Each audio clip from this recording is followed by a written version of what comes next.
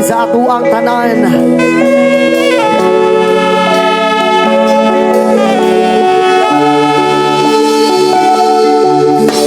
Subaw, pampararararara, subaw, pamparara.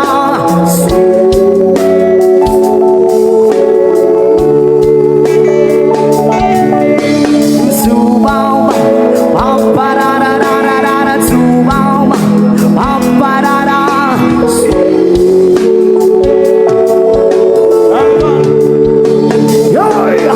Sa kadapot, sa kalibutan, pasalamat kay ikaw ang gipili. Agi-agi lang kunuhay pero ikaw. Kamusta mga boss? Welcome sa aking munting channel, ang Kanta Kwento. Sino ba naman ang mag-aakala na mula sa simpleng buhay sa probinsya, si Elias na ngayon ay kumikita na ng milyon-milyon dahil lang sa mga dance moves na kinababaliwan ng lahat. Siya si Elias, ang viral dance king ng Mindanao.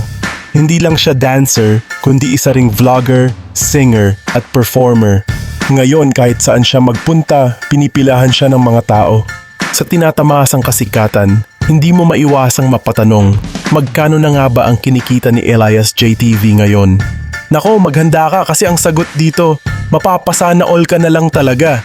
Pero bago tayo mag-umpisa, kung bago ka dito sa ating channel, hihingin ko po muna ang inyong like at subscribe bilang suporta sa ating channel. At sa ating FB page, paki-comment mo din kakwento kung taga saan ka para malaman ko kung hanggang saan umabot ang kwento nating ito. Maraming salamat!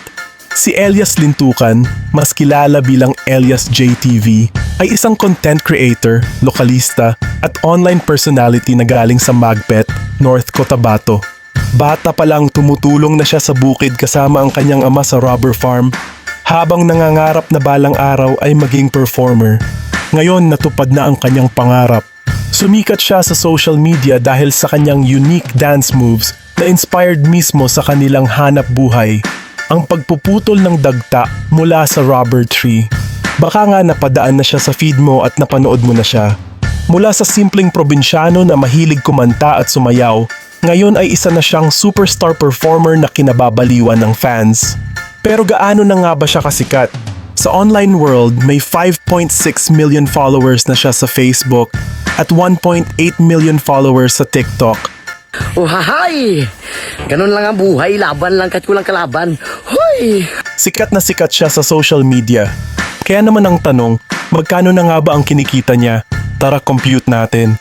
Pero bago yan, sa likod ng kasikatan ni Elias, siya ay isang family man.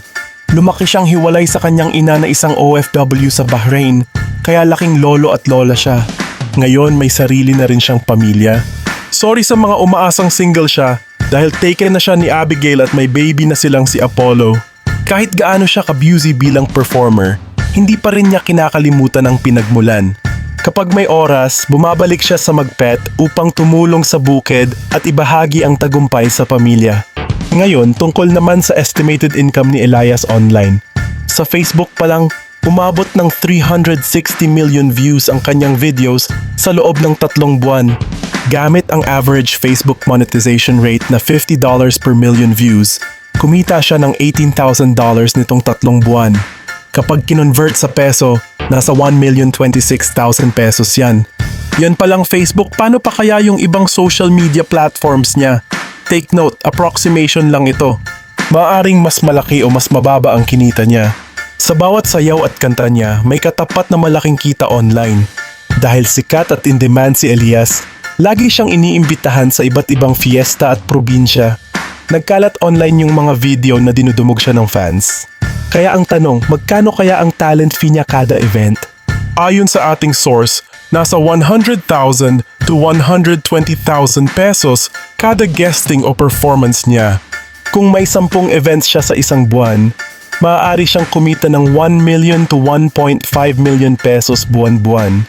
Kung pagsasama-samahin ang kita niya sa Facebook at events, maaari siyang kumita ng hanggang 2.5 million pesos kada buwan.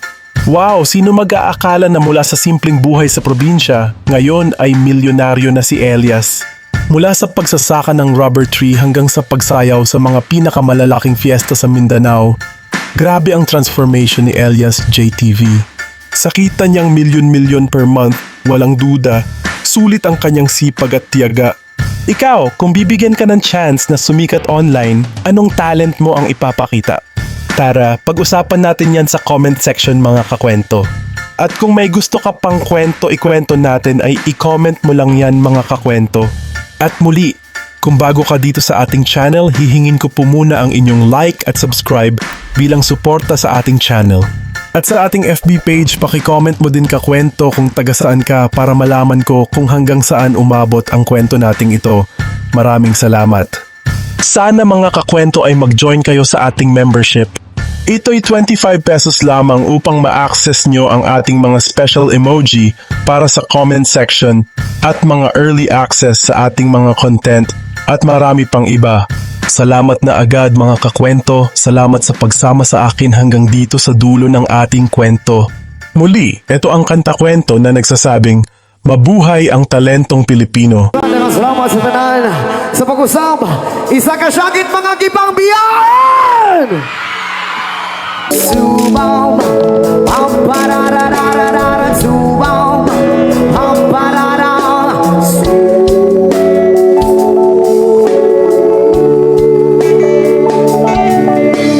subaw, pampararararara, subaw, pamparara.